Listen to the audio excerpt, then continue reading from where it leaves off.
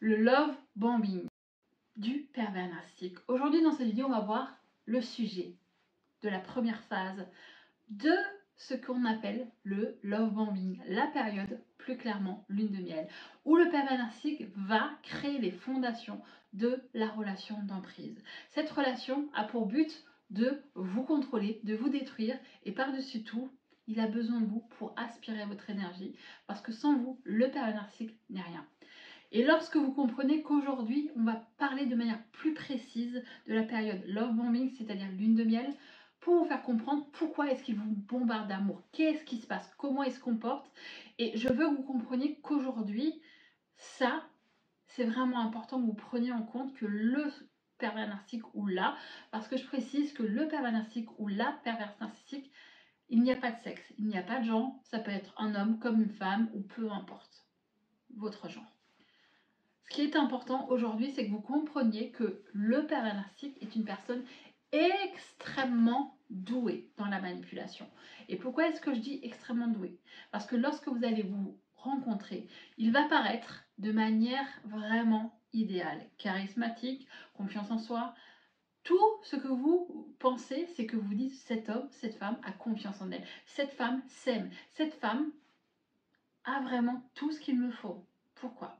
Parce qu'aujourd'hui, le pervers narcissique est très malin. Ou la pervers narcissique, je tiens à le préciser. La personne en question va utiliser un stratagème afin de découvrir vos failles. Et malheureusement, elle va jusqu'à copier vos goûts, vos envies, ce que vous aimez manger, vos chansons préférées, vos valeurs, pour mieux vous correspondre. Le fait de vous correspondre va vous permettre en fait à vous d'avoir un sentiment de « enfin, j'ai trouvé la bonne personne ». La bonne personne qui va pouvoir m'apporter ce que je recherche. Mais lorsque vous êtes dans cette phase lune de miel, il va y avoir un processus qui va se mettre en place. En premier lieu, il va répondre à tous vos envies, tous vos désirs, vous complimenter, être là dès que vous allez avoir besoin, vous soutenir, vous valoriser. Et petit à petit, qu'est-ce qui va se passer? Il va commencer de temps en temps, sous le coup de la rigolade, vous dénigrer, vous rabaisser un petit peu. Oh mais je rigole en vous disant ça. Et après, qu'est-ce qui va se passer? Il va alterner entre la phase love bombing et la phase chaud et froid, ce qu'on appelle un peu du gaslighting, dans le but de vous faire une sorte d'incompréhension, dans le but de vous déstabiliser. Le fait de vous déstabiliser, les amis, va en fait vous faire perdre un peu confiance en vous, dans quelque sorte, parce que le fait qu'il vous bombarde d'amour, dans cette période lune de miel love bombing, c'est fait pour créer ce qu'on appelle communément une dépendance émotionnelle, la dépendance affective, pour créer l'ancrage de l'emprise. L'emprise en question est là pour pouvoir mieux vous contrôler, pour pouvoir mieux vous museler. Là est la question. Aujourd'hui, votre vision de l'amour, parfois, peut être défectueuse. Je ne dis pas ça de manière néfaste. Mais si vous attendez qu'une personne vous aime pour être heureux, si vous avez une faible estime de soi, si vous attendez d'être sauvé, si vous avez besoin aussi d'être aimé, un manque affectif, et si vous avez aussi, comme je dis, une faible estime de soi qui est liée au besoin affectif, au manque affectif, et le fait aussi de vouloir sauver une personne, de vous dire « Ah, elle a vécu une enfance compliquée, je vais l'aider, je vais lui apporter le bonheur ». Aujourd'hui, vous ne pouvez pas continuer à percevoir le monde comme ça. Aujourd'hui, la base fondamentale d'un amour sain, d'une relation saine, c'est pas de penser qu'une personne va vous apporter l'amour de soi, c'est pas à travers l'amour d'une personne que vous allez apprendre à vous aimer, c'est pas à travers le regard d'une autre personne que vous allez avoir confiance. Et malheureusement, le pervers narcissique va découvrir en vous manipulant, en copiant vos envies, en copiant vos valeurs, en correspondant vraiment en fait à votre idéal, tout simplement à votre prince charmant, celui que vous avez cherché. Il va vous apporter, grâce à la manipulation, ce que vous avez besoin.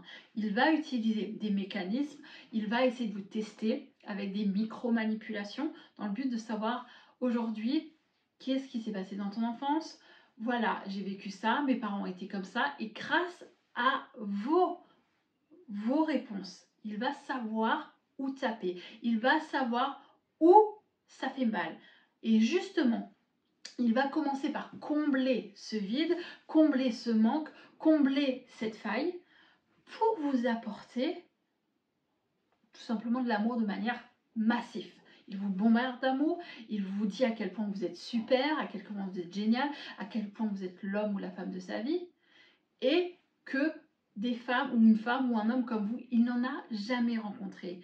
Je veux que vous compreniez qu'aujourd'hui, il vous complimente, il vous dit ce que vous voulez entendre. Il va vous dire, t'es l'amour de ma vie, je t'aime, je ne peux pas vivre sans toi, etc.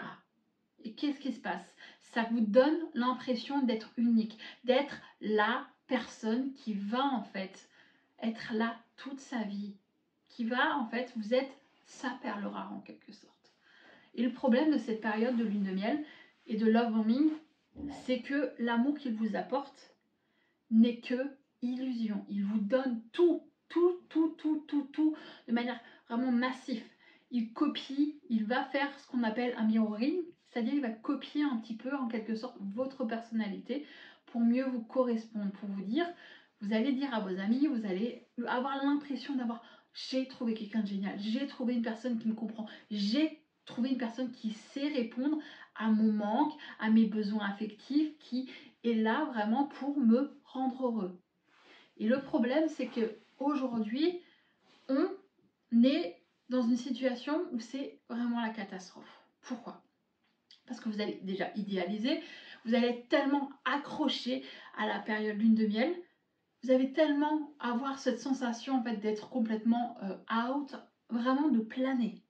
Vous allez vous dire, oh c'est super, j'ai de l'amour, je me sens bien, c'est fusionnel, j'ai jamais ressenti ça. En fait, ce qu'il vous donne, tout simplement, c'est comme si vous preniez de l'héroïne, une drogue. En fait, c'est la même sensation, il vous drogue d'amour de manière vraiment puissante. Vous allez être chargé continuellement pendant un certain temps d'amour et vous allez être bien, vous allez être vraiment en fait, complètement gaga, complètement illusionné, complètement hors de vos pompes. Je ne peux pas le dire autrement. Parce que vous allez être là dans l'idéalisation, dans le rêve, vous allez idéaliser, il va m'apporter ça, on va fonder une famille, il va m'apporter le soutien, il sera toujours là pour moi, il va me dire tout le temps à quel point je suis belle, il est parfait, il aime les mêmes films que moi, il aime la même nourriture, il sait me comprendre par rapport à ce que j'ai vécu. Je me sens vraiment soutenue, je me sens valorisée, je me sens tellement aimée comme je me suis jamais sentie aimée. C'est ce que vous vous dites. Que je veux garder ça, j'ai besoin de ça, j'ai besoin d'être aimée comme ça. Et là, qu'est-ce qui se passe? Bim! Eh bien, c'est ce qu'on appelle, bonjour, la dépendance affective. Et cette dépendance affective, c'est ce qu'on appelle une addiction émotionnelle. Vous allez tellement avoir peur de perdre l'amour qu'il vous a donné que vous allez tout donner. Vous allez donner. Et lui, qu'est-ce qui va se passer par rapport à cette période? Il va commencer un petit peu, comme je l'ai dit, à alterner entre le love bombing et vous critiquer, vous rabaisser en rigolant. Et vous vous dites, pourquoi est-ce qu'il réagit comme ça? Pourquoi est-ce qu'il me fait ça? Pourquoi est-ce qu'il me critique? Pourquoi est-ce qu'il est plus comme au début? Mais ça, c'est tout simplement le piège, les amis. Il n'est plus comme ça parce que, justement, il a compris que vous étiez accro à ce qu'il vous a donné. Il a compris que vous êtes accro au pétard mouillé d'amour qu'il vous a donné. Et que là, il peut faire ce qu'il veut avec vous. Vous manipuler, vous rabaisser, vous humilier, vous faire perdre confiance en vous. Et au fur et à mesure du temps, par rapport à ce qui s'est passé de la période lune de miel, qu'est-ce qui se passe? Eh bien, vous allez commencer à douter. Vous allez commencer à perdre confiance. Vous allez commencer à avoir peur.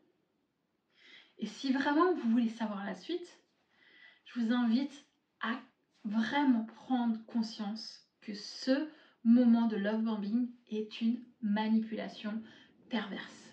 Vraiment.